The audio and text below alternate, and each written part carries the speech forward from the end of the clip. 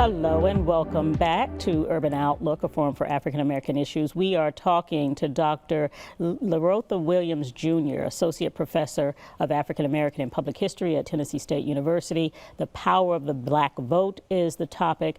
And before we took a break, Dr. Williams, you talked about the importance of people getting out to vote, especially young people, but everybody, for the most part, should exercise that right. But we've seen some examples of problems at the polls already, preliminarily, in these earlier elections and decisions that are being made in other states. And I wonder, you know, there's a conversation going about we're already starting to see those problems, that there's something behind this voter suppression, that Trump and the GOP will try to prevent African Americans from voting in large numbers in November. There's concerns about not being able to do mail-in ballots because, especially with COVID out there, people wanting to stay safe. What are you hearing? What are the facts? Well,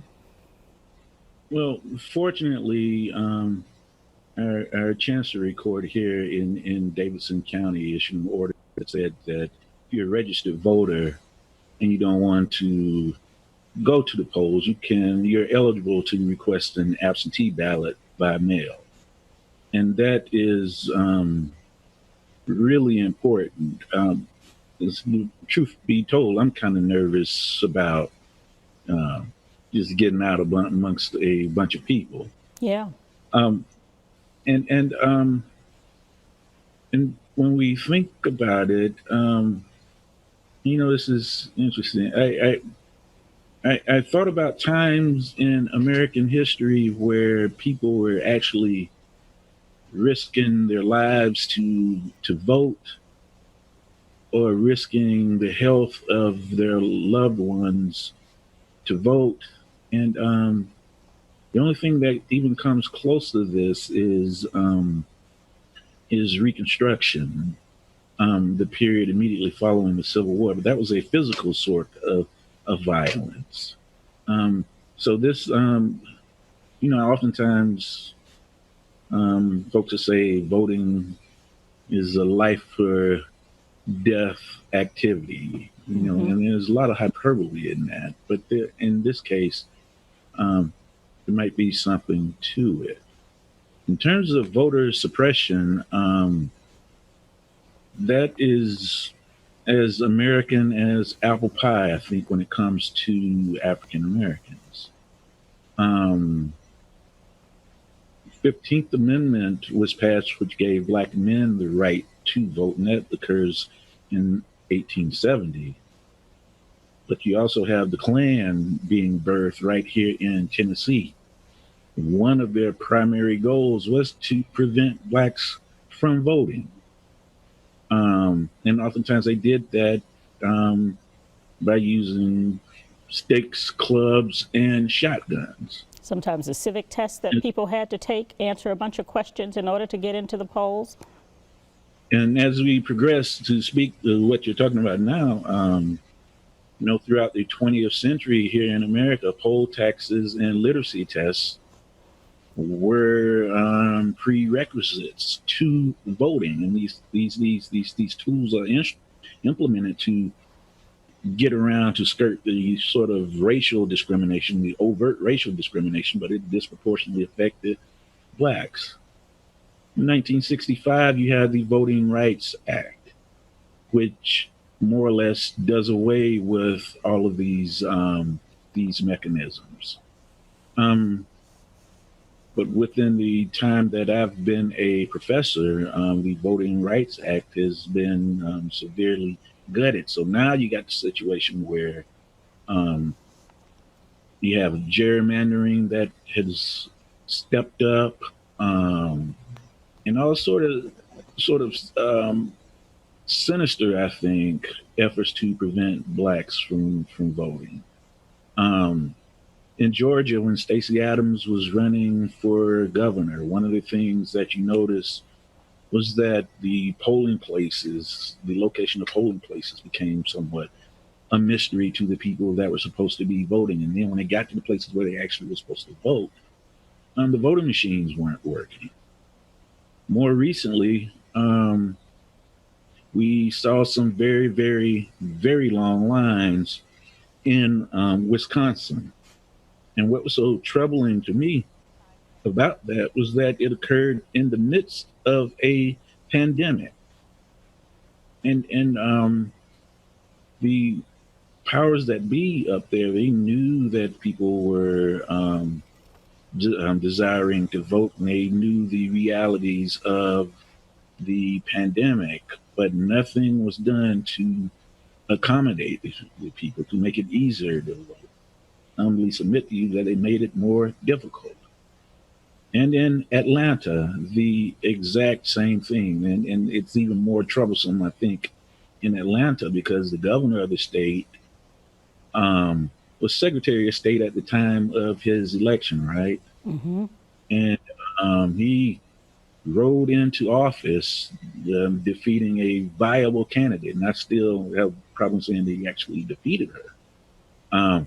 But he rode into office based upon voter suppression. Those are the larger issues, but there are still others. I mentioned that that the Chancery Court had said that you could, if you are an eligible voter, you can request an Absentee absentee ballot. Mm-hmm. ballot. And that may be Um, short-lived, some are saying, that it could change. So you have to do that now and not wait to do that, correct? yes, yes, and I'll tell you something that I saw in my classrooms at TSU. You had some first-time voters who couldn't vote by absentee because that was their first time voting, so they had to go and do it in person. With our order, although I applaud it, there needs to be a clear understanding of how to vote if this is my first time. If ordinarily I wouldn't be able to vote by absentee ballot. Because confusion at the end of the day, confusion about the process at the end of the day is voter suppression. So, Dr. Williams, are there things that citizens can do, and we've got just a couple minutes left, but are there things that citizens can do to anticipate these problems and stop them before they hit?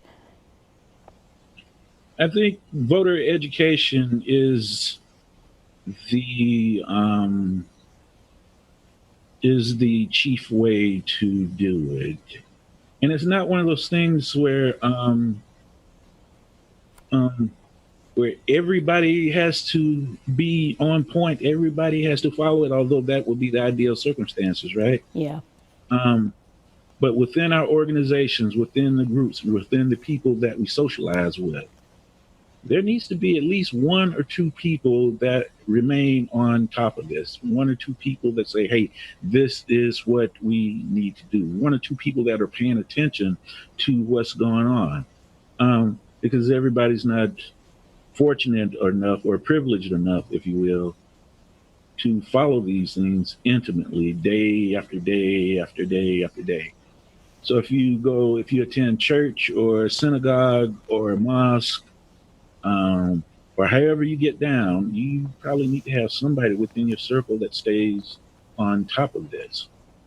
Um, Voter ID is a big thing as well, and I could, we had more time, I could make a serious argument about how that whole ID business is part of voter suppression. Right. Um, if we know how things are going to be, and you know that they're not going to change, let's start thinking proactively Mm-hmm.